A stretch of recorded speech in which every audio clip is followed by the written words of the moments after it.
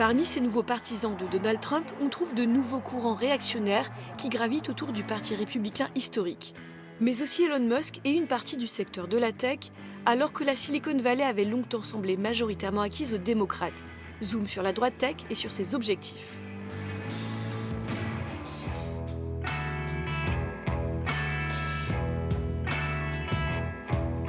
He created the first major American car company in generations, and his rocket company is the only reason we can now send American astronauts into space.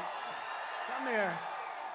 Take over, Elon. Yes, take over. Le patron de Tesla et SpaceX, nommé au ministère de l'efficacité gouvernementale, est le soutien le plus visible de Donald Trump du côté de la tech.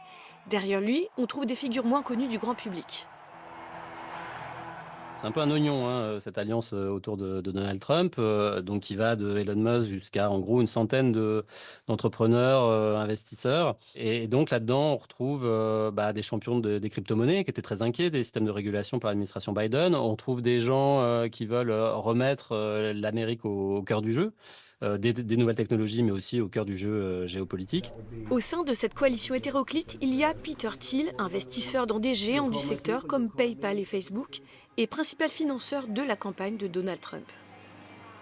D'une certaine façon, il veut utiliser les nouvelles technologies, mais aussi les relais politiques pour renouveler, revivifier les États-Unis à partir de son socle, ce qu'il estime être son socle de valeurs originelles, c'est-à-dire la compétitivité, la performance, la sélection des meilleurs.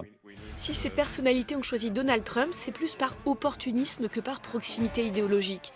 Dans l'espoir justement de faire triompher leurs intérêts et leur vision libertarienne du monde, celle d'une logique individualiste poussée à l'extrême.